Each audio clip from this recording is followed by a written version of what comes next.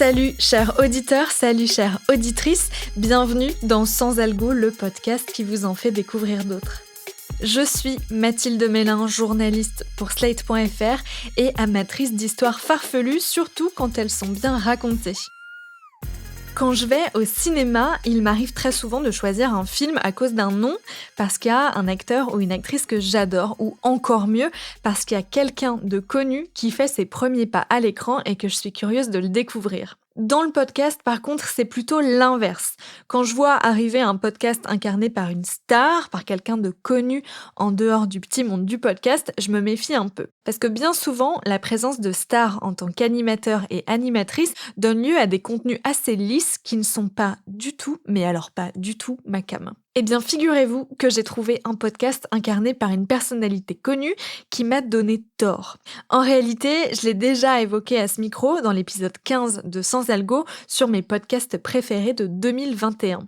Il s'agit de Best Story Ever, incarné par Marina Rollman pour Konbini, Wikimedia et Deezer. Alors là, normalement, si vous êtes un ou une puriste du podcast, vous avez toutes vos alarmes qui s'allument, mais laissez-moi vous en dire plus avant de vous faire une idée.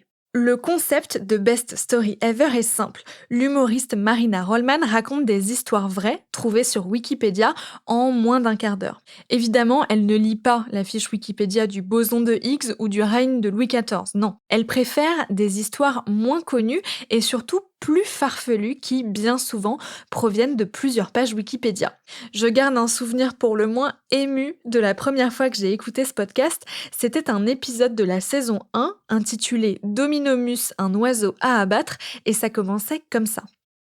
Deezer Originals. Il y a tout qui tombe, mais on filme et tout, c'est trop bien. Le seul, l'unique Domino Day. On va se battre jusqu'au bout. La tension est palpable. T'as repris les rouges, Marc? It's a new world record. Cuit tout le monde. C'est la panique. Un moineau, jamais je ne le ferai. Should I push it? Faites-le pour la Hollande. On peut manger des saucisses, mais pas tuer des moineaux. Oh mon Dieu. Mossmordener. Dave, tu as du sang sur les mains. Deezer, Konbini, Wikipédia présente Best Story Ever. Les meilleures histoires sont sur Wikipédia. Bonjour, c'est Marina Rollman. L'autre jour, j'ai voulu regarder l'âge de Dave pour savoir si c'était ma grand-mère qui ressemblait à Dave ou Dave qui ressemblait à ma grand-mère. De là, j'ai vu non seulement qu'il s'appelait Wouter Otto Levenbach, mais aussi qu'il avait participé à Masked Singer déguisé en hibou samouraï. Je sais pas ce que c'est un hibou samouraï, mais bref, de lien bleu en lien bleu, je me suis retrouvée sur la page des oiseaux, puis des animaux célèbres, et puis j'ai découvert l'histoire de Dominomus, le moineau le plus malchanceux du monde. Ok, l'enchaînement entre le montage très rapide de petites phrases et l'explication du passage de page Wikipédia en page Wikipédia, ça m'a bien plu. J'ai tout de suite senti que les talents d'humoriste de Marina Rollman allaient se déployer dans ce podcast et j'ai bingé la première saison. Alors certes, les histoires sont toujours très chouettes, on apprend des choses, mais c'est pas tant pour les histoires que j'aime ce format. C'est d'abord pour l'écriture. Elle mélange du récit, des blagues, pas mal de références à la pop culture et surtout des personnages. Dans chaque épisode de Best Story Ever, Marina Rollman se glisse dans la peau de plusieurs personnages plus ou moins excentriques, comme dans cet épisode de la saison 2 où elle raconte une histoire de fermiers et d'émeux en Australie dans les années 30. La guerre est finie depuis longtemps et ça lopine dur chez les agriculteurs vétérans. La crise de 1929 a fait baisser le prix des récoltes, le climat est merdique, bref, c'est un peu la hesse chez les fermiers. Et dans ces terres reculées et désolées, un autre ennemi les guette. Mais c'est où? Je sais pas. Non, c'est par là. Non, je te dis. Non, bon. Ok. Bon, à 3, on y va. Ok. 1, 2, tu sais compter, toi? Bah oui. Ils sont 20 000, ils ont faim et ils n'en ont rien à foutre. 1, 2, 3. Chargez! Les émeux. De gigantesques troupeaux d'émeux qui foncent à toute allure sur les champs de blé et bouffent tout sur leur passage. Ils défoncent les clôtures, ils saccagent des récoltes, ils parlent mal à ta mère, bref, ils foutent un sbeul monstre. Encerclez le blé et mangez tout le blé! Un émeu, qu'est-ce que c'est? Eh bien, c'est un peu un cousin schlag de l'autruche, ça veut dire qu'il ressemble un peu à une autruche, avec des plumes grises et noires, mais il n'est pas aussi populaire. Un émeu, c'est une espèce d'autruche en lendemain de cuite. Regardez une photo quand même, c'est intéressant. De dos, on dirait des parasols de plage en raffia, et de face, on dirait un marsupial sous cristal meth. Qui on est? Les émeux! Qu'est-ce qu'on veut? Du blé? Du blé? Les émeux sont nomades, et juste après leur période de reproduction, ils aiment bien voyager en bande. Comme ils ne peuvent pas voler et qu'ils ont peur à moto, ils se déplacent à pied. Donc ça fait 2-3 000 émeus qui débarquent dans ton jardin au calme. Voilà, comme ça. Ouais. Les fermiers, ils sont plus que saoulés par ces invasions. Mais barrez-vous, les émeus! Qu'est-ce que tu vas faire? Mais ils sont complètement impuissants. Tous les épisodes sont comme ça, ils alternent des séquences que je qualifierais de narratives, où Marina Rollman explique à l'aide de quelques vannes, c'est vrai, des choses vraies, et des séquences fictionnelles où elle incarne les personnages de l'histoire. Je sais pas si vous vous rendez compte, mais en termes d'écriture et de strates sonores, c'est quand même un sacré boulot. Tout fonctionne hyper bien grâce au montage qui est très très rythmé façon Combini et c'est bien naturel puisque le podcast est produit par Combini. C'est peu commun dans le podcast des formats aussi denses au niveau sonore parce que ça demande beaucoup de boulot d'écriture et de montage. À part celui-ci et Dépêche d'Arte Radio, moi perso j'en connais pas beaucoup. Bref, Best Story Ever est un vrai podcast dans le sens où il est écrit pour le son, en exploite toutes les possibilités et ne pourrait pas exister sous une autre forme que celle-ci. L'un des autres gros points forts de ce podcast, c'est la musique. Elle rythme le récit et Marina Rollman pousse même un peu la chansonnette. Dans la saison 3, qui vient juste de sortir, l'un des 5 épisodes est même carrément une comédie musicale. Une fois encore, c'est une histoire d'animaux, des cochons évadés d'un abattoir qui ont fait la une de l'actualité en Angleterre à la fin des années 90. Les 2 jeunes porcs appartiennent à Arnaldo Di Giulio, un entrepreneur du coin. Lui, grand amateur de bacon, il sait très bien ce que réserve le destin à ces 2 cochons.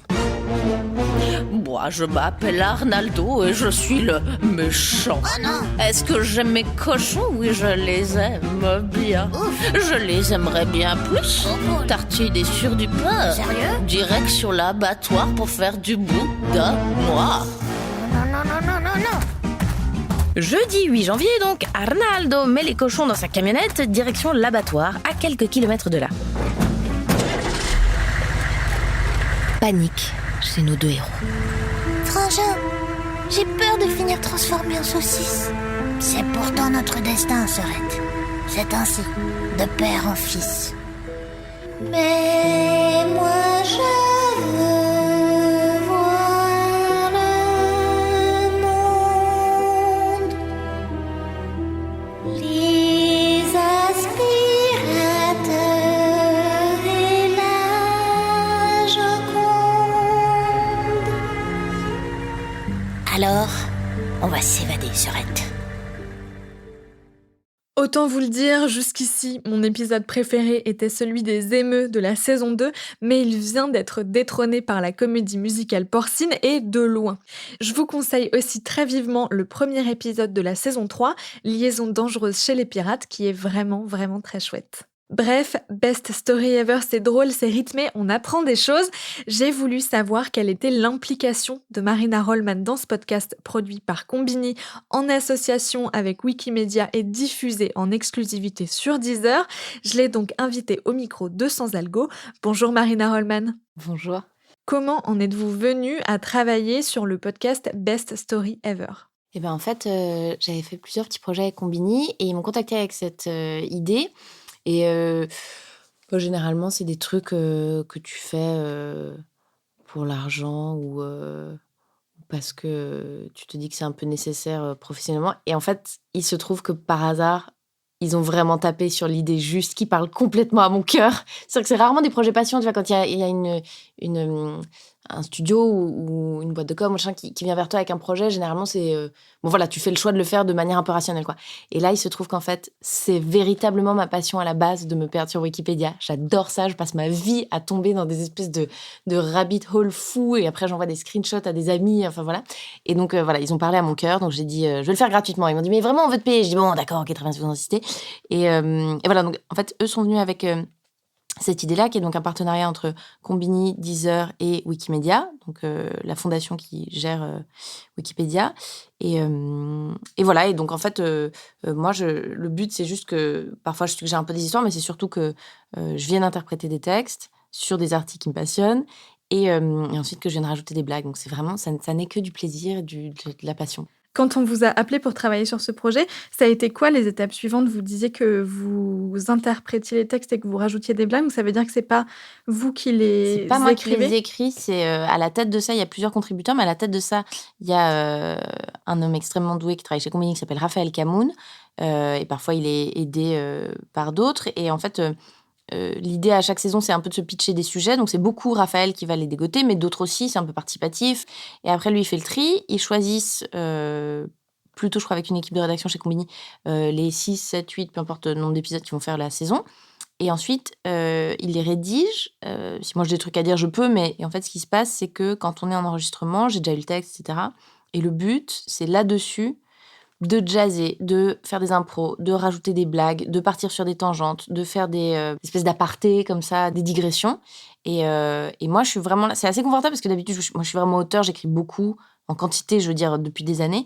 Et c'est assez marrant d'être dans une logique d'interprétation où j'ai pas le poids de rendre du texte, mais où en revanche, je peux le faire sans aucune contrainte. C'est-à-dire qu'en fait, une fois que je suis en cabine, si je produis du contenu qui est chouette, bah, c'est super, on le garde. Sinon, bah, c'est le comment est-ce qu'on dit? Le bêtisier, quoi.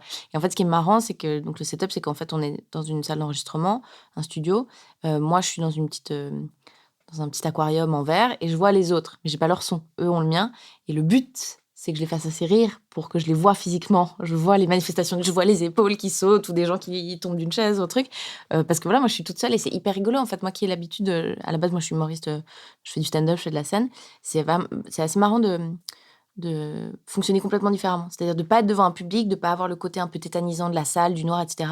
Mais d'avoir 6 heures, une matinée pour jazzer sur des conneries. Et en fait, 9 fois sur 10, c'est pas marrant. Et puis tout à coup, il y a un moment de fulgurance où j'invente une chanson sur pourquoi est-ce que c'est difficile de faire ses lacets. Et donc après, Robin Ricciello et d'autres, ils ont un gros travail de montage. Puis Dabiège, c'est un podcast assez cartoonesque qui est rigolo pour ça et qui moi beaucoup de retours qu'on me fait c'est qu'on peut l'écouter à tout âge et qu'il y a pas mal de gens qui écoutent avec leurs gamins tout à coup je sais pas ils font un trajet en voiture puis ils ont genre leur gamin de 8 ans leur gamin de 12 ans et eux-mêmes qui en ont genre 40 et tout le monde rigole pas forcément aux mêmes endroits parce que le contenu est intéressant, il y a des vannes, il y a des trucs un peu vulgaires, c'est marrant pour les adultes, machin. Et puis après, il y a une sous-couche hyper dessin animé, quoi, avec beaucoup de bruit, d'effets sonores, de trucs un peu déconnants et tout. Et donc voilà, c'était un projet collaboratif très joli. Du coup, quand on vous envoie le texte, il y a quoi? Il y a la moitié de ce qu'on entend vraiment dans le podcast? Ça représente combien l'improvisation dans ce qu'on entend, nous, auditeurs? Alors là, j'aurais un peu du mal à le déterminer comme ça. En revanche, le texte, c'est vraiment tout le squelette didactique et d'information. C'est la structure du podcast, c'est cette histoire qu'on raconte de A à Z. Donc ça, Raphaël, il doit bien le structurer, raconter une histoire en entier, etc. Là-dedans, il ajoute déjà des blagues, ça c'est super. Et après, je dirais en moyenne, peut-être 15% de déconnes, de petits méta-commentaires sur le bidule, d'impro de voix débiles, de petits trucs comme ça. Mais oui, je dirais qu'en moyenne, c'est 15%. Je pense qu'il y a des épisodes où, en fait, j'ai fait beaucoup plus parce qu'on a méga déconné. Et puis, il y en a d'autres où, en fait, le texte était très bien. Puis parfois, comme il y a beaucoup d'informations quand même à faire passer, le but, c'est quand même qu'on a réussi à tirer un fil et une histoire de A à Z. Donc, parfois, tu peux pas rajouter des fioritures si l'histoire est déjà un peu complexe en elle-même. Il y a beaucoup de noms propres et de dates, etc. Faut quand même se tenir un peu aux textes qui sont produits. Et une des méthodes que vous avez pour nous faire suivre l'histoire, c'est d'incarner des personnages qu'on retrouve à différents moments de l'histoire. Comment on trouve le ton juste pour un émeu, des cochons et des femmes pirates? Mais à nouveau, ça c'est hyper rigolo parce qu'en fait on les fait sur le moment. Et donc moi je suis dans cette cabine et je lui dis genre bon alors là c'est une taupe. Est-ce que ce serait ça la voix d'une taupe? Ou est-ce que ce serait ça la voix d'une taupe? Ou est-ce que ce serait ça la voix d'une taupe? Et au bout d'un moment il me dit genre ah celle-là elle est bien. Et puis après je jazz un peu là-dessus. Moi j'adore faire des petites voix, des accents, des trucs débiles. Et donc voilà, donc j'invente un peu des petites conneries et quand je vois que ça les fait marrer, on dit ok alors là pour le coup la taupe elle va avoir cette voix dans cet épisode. Et après, comme les enregistrements ils prennent longtemps, déjà c'est des grosses sessions, mais après on y revient parfois quelques semaines, quelques mois plus tard pour aller faire des petits bouts de retake. Je leur demande de me faire réécouter le personnage que j'ai fait parce que je retiens pas forcément la voix de l'adjudant-chef australien que je fais il y a 3 mois, je sais plus exactement qui c'est, donc je me fais écouter et je dis Ah oui, c'est comme ça alors. Ok, d'accord. je la refais comme ça. Mais c'est vraiment de l'expérimentation. Et puis quand ça les fait rigoler, ben, c'est bon signe. Et est-ce qu'il y a des personnages que vous avez préféré incarner à d'autres? J'aime bien, en fait, en général, faire parler les animaux, c'est quand même toujours rigolo. Les trucs d'accent, ça me fait toujours marrer. Mais tous les personnages, c'est rigolo. Et en fait, ce qui est hyper marrant, c'est quand t'en fais plein dans le même épisode et que tu dois les faire dialoguer et que donc tu fais des dialogues un peu fous, tu dois te diviser en 6 personnages et tout, c'est hyper chouette. Et quand c'est ce cas-là, par exemple, est-ce que vous faites tous les dialogues d'un personnage puis tous les dialogues de l'autre ou est-ce que vraiment vous faites un exercice schizophrénique où vous passez de l'un à l'autre? Ça dépend. Il y en a où on n'arrive pas à bien monter le bidule et en fait, c'est plus simple de faire voix par voix ou enfin piste par piste. Et il y a des moments où moi, je trouve ça assez drôle d'être dans un exercice qui, pour le coup, rejoint presque un exercice de scène où en fait, c'est comme si j'avais 2 profils et quand je me tourne là, je parle comme ça et quand je me tourne là, je parle comme ça et pour que ça se marche un peu dessus et que ce soit plus rapide. Et donc ça dépend. C'est vraiment on invente un peu en faisant, selon, si c'est très rapide, si ça se marche dessus ou pas, si voilà. Vous êtes, comédienne, mais d'habitude, vous travaillez sur vos propres textes, que ce soit à la radio ou sur scène, il me semble? C'est ça, moi, en fait, du coup, je suis pas vraiment comédienne, en fait, ouais, c'est ça. Je suis Et humoriste, mais en fait, j'ai pas fait d'école de théâtre, je joue très peu pour les autres, c'est pas un truc que j'aime trop faire, parce que c'est un métier super dur et hyper intéressant, mais que j'ai pas vraiment appris à faire et donc j'ai du mal quand on me dirige et qu'on me donne un texte que j'ai pas fait, à aller chercher les bons endroits, sur commande. et donc là, comment vous faites avec le texte de Raphaël Kemoun, et consorts? Bah là, c'est quand même vachement plus collaboratif. C'est-à-dire qu'on est tous ensemble à essayer de créer un truc. C'est pas qu'il y a un réal fou qui me dit non, mais je la voyais pas du tout comme ça, cette infirmière. Là, nous, on a beaucoup le temps de se planter et c'est quand même un truc dont on accouche tous ensemble. Donc en fait, moi, quand je m'auto-dirige, que je sois sur scène ou avec ce podcast et tout, c'est aisé parce qu'en plus, c'est pas vraiment de l'acting.